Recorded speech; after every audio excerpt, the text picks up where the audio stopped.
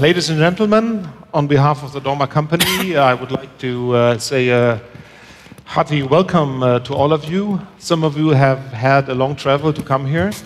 We appreciate that very much. We appreciate that you all show your interest and spend the time today with us here at the factory here in Iserlohn, taking part in the Dornbracht Conversations number 3. This platform, the Dornbracht Conversation, was implemented a couple of years ago as a platform for the public debate of interactions between architecture, design, and art. Thanks very much, Andreas.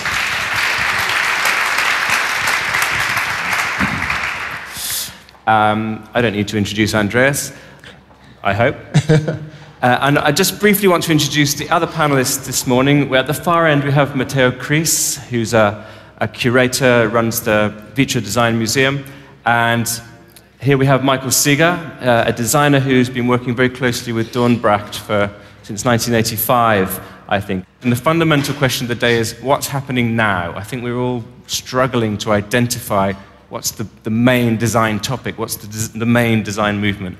I asked all of the panelists to select some images to send in that summed up what they thought were the most important movements from the history of design, from the 20th century. What do you think was the last really important design movement, and why was it important? Let me start with you, Andreas. I think I have to answer it's the minimalism and the continuation of this design movement to really focus on the geometric forms on one side.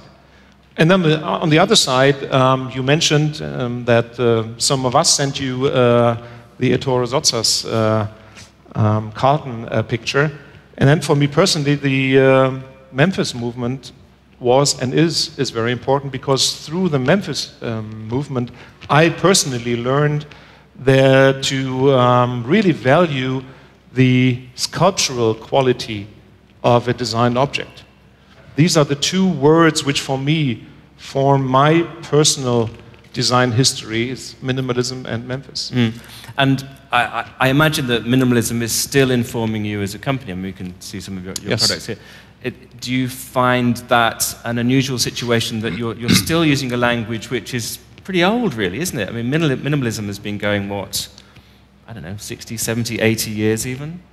Well, I think it has to do something also with our brand DNA, maybe. And this brand DNA has a lot to do with precision, with proportional, well-proportioned design, and also, as we can see, kind of sculptural value of the design object, the faucet, the tap itself. And yes, this DNA has developed together with Dieter and Michael Seeger, has been developed over the last 25 years. And I believe very much in the continuity of a development, certainly in evolution too, but this DNA is of such a value for our brand that we just continue to work with this DNA and to evolve, certainly on future designs in regards to that. We have always to differentiate between, a product which a consumer buys to use for the next 20, 25 years. And therefore, the, let's say, aesthetical value and the sustainability of the aesthetical value, I think, is very, very important today. So classic, icon, timelessness are certain features which we would like to follow, and the, let's say, more contemporary interior design certainly will be something which might regularly change. The wallpaper, the textiles, and so on. These are things which probably wouldn't last for 20, 25 years, and this is the challenge for us as a manufacturer, as well as certainly as the designer, is to create timeless pieces, but which always can be set into contemporary environments by the interior designer and the architect. That's an interesting use of the word sustainability, the sustainability of aesthetics. Yes. People would talk about sustainability, they're usually talking about sustainability of resources, or the planet, or of human beings. But to talk about making an aesthetic last a long time. That's quite an interesting take on that word. I think right now we experience that we probably start to be in a decade of more rationalism and functional aspects again, and so that might be the reason that the design of Brown really fixed to the recent time now. I think the question is, what do you call a real movement? Does it really need an ideology? Does it have to influence the whole market? And I think the two movements that were mentioned so far were very different kinds of movements. One was minimalism, like the main leitmotif of all design history so far, because it was about standardization, adapting things to industrial production, etc. So if you call minimalism a movement, then design itself as a discipline is a movement, among other movements, which might be decorative arts, crafts, etc. And the other thing, Memphis was a very defined movement that really touched one section of the whole design scene of the market, and then it spread out. But it's both of the ideas, Memphis and minimalism, had a certain ideology behind. That means that it was more than a trend or a brand, but both of them were linking their ideas to social development, to certain reflections in society. And another one, which was more influential to me, was Droch design. In the middle of the 90s, somehow it was an extension of the Memphis thoughts, where objects were meant to communicate with the user through their semantics, through collage elements, through elements like irritation, which were not a real part of the design process before, that an object can ask a question to the user or so, where you mix daily, very common objects with strategies from art, with strategies from industrial design, but somehow you break them, you give them a certain twist, which makes a normal object an object that has a certain aura. We are used so much to think in brands or in trends that that is very hard for somebody who would have the idea of proclaiming a movement can be really heard so much in detail that this can be like a vague through the whole design discourse. I think it's nearly impossible. But still, it's interesting that we're discussing about this idea of movement, because I think there's the idea that, or there's a certain nostalgia also for a collective idea that goes beyond a simple trend. So to answer your own question, what is happening now? I mean, maybe if you project yourself 20 years into the future and look back, how would you describe what's happening now? Maybe we don't have a name for it, but what phase are we in? What's the dominant theory, or is there even one? There was a movement during the last years that was also reflected in, I think, one of the previous discussions about design and art.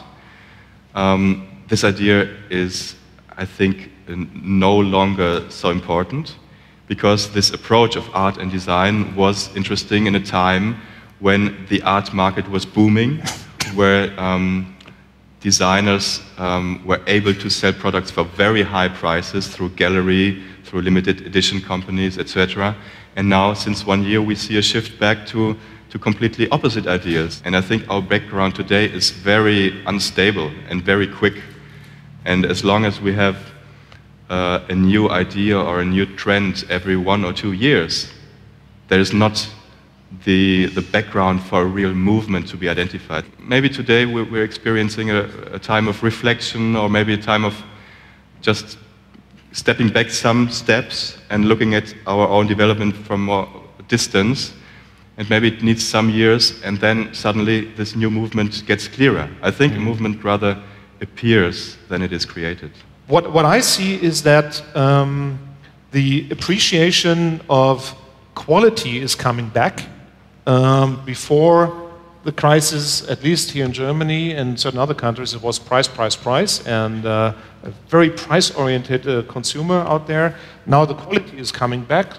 Kind of the crisis has led to a rethinking about where do I invest my money, which is probably less maybe than before, where do I invest it? So I invested in quality, that's apparently an answer of the consumer. And the second, what effects does the digitalization have on products which not necessarily are communicative products, like a faucet, or like a bathtub, or like maybe textiles and so on. So this is a question I think we are exploring already right now. And one of the second major driving forces which we need to take care of is really, and I think the crisis has increased the awareness of this challenge, are the demographic challenges especially in the developed countries. I think it's interesting that you mentioned these two aspects, demographics and digitalization, because these are two factors which cannot be invented. They are there, and they are real. So I think if you look at design history, most of the movements have come from this kind of factors. That means they were not invented or pushed by a market or so, but they were there because they were the logical consequence of something happening in society. I think these kind of movements are what really gives a movement a relevance. And I think there are, of course, a lot of other subjects like sustainability. I think the question is to develop an attitude that we take these kind of realistic factors seriously and not forget about them the moment we have a big boom in the economy and we can sell design as art for some years. So we've identified 4 possible movements or perhaps triggers for movement: supernormal, sustainability. In fact, there was a book out recently called Sustainism, which was proposing that sustainability was the new ism. The impact of the digital, both on the way that people work and the way that that is embedded in the things that we do. And then the 4th one that Andreas mentioned was the impact of demographics, changing populations. I think the crisis we experience, probably the strongest impact is that design probably lost its status. So design is not anymore a status symbol. I think design has to be very serious in the future and concentrate very much on questions like what materials are used and how long they will last and where do I produce the products. So it's less a status symbol really to show off, that one has or is in the possession of design icons. I think it's really the way one personally interacts with the product. Now the problems of sustainability, are they problems that design can solve, or are they better left to scientists or economists or politicians? I think design can absolutely help to solve it. It cannot solve it alone, but if you look at the evolution that Michael and Andreas mentioned right now, if there's a shift from using design as a status symbol or as a factor to represent oneself, if this changes to the role of design as something which is somewhere in the background, it just helps you to do your daily life. This is already a big condition for design to be sustainable, because as long as it has this role of representation, this will always be more important than creating a sustainable object. Now, if design is seen in a more rational and maybe also more relaxed and normal way, this is a good background to think now about sustainable objects. That is also the advantage of the crisis, that it has somehow changed a state of mind. We have a couple of parallel movements where certainly let's say the appreciation of the responsible use of water is certainly something which we have learned here in Europe and maybe in America, but in China nobody is asking about a flow rate of a tap. They just want water, a lot of water coming out in their showers. So this is something which we, on a parallel way, we have to integrate in our product and communication strategy. So I think we have to work really in teams more than ever in the future. but okay, maybe the designer can be a person to moderate, because he probably has a look into the different areas, so he can moderate between the customer, what he's looking for, and the producer, the manufacturer. I also like to bring together some of the things that were said over the last 40 minutes or so. Michael, you said that design lost its status, and the little piece I wrote for the introduction to this talk was, what happens after the age of the designer ego and the sort of the cult object. Andreas, you talked about that the experience of the water is now more important than the experience of the object, so that the thing that the object facilitates is more important than the object itself. And Matteo, you said something very interesting, that you can consider design itself as a movement, which I think is very interesting, because could you argue that actually design itself is a movement, and therefore all movements come to the end, and perhaps the next ism is nothing to do with design at all? The question is, of course, what do you understand by design? I mean, is it really only this idea of reduction for industrial production, or can there also be other phenomenon that you can sum up under the label of design? I think we'll see a growing interest in what we call design in the next years there. So I wouldn't say that we're in a complete niche. I think this idea and discussion about design is still something that is very influential, because we have developed it in a stage that other countries will reach in the next years. So we have a responsibility to think about these questions of the future, because these questions will be discussed in some years, hopefully, in a much broader circle. And I think to simply say this just relates a very small part of the world is dangerous, because then we step back from the responsibility the producers have. And of course, this is the old question, whether a producer rather reacts to a market or whether he can also form the market. I completely understand. I'm working in a design museum which is also connected to a manufacturer, so I know that there are factors that you cannot forget about. You have to earn money, you have to entertain a whole company, but on the other hand, these very high-level premium design brands have the power through the media, through the discourse, to also influence markets. And I think the question is, how can they use it to influence it in a good way, so that they are not only following. So your answer to the question, did we reach the end of design yet, is no, essentially. No, I think it's getting more normal and invisible in our surrounding. It's no longer, as Michael said, something that has to be outstanding and as visible as possible, but it's spreading and being diffused everywhere in our daily life.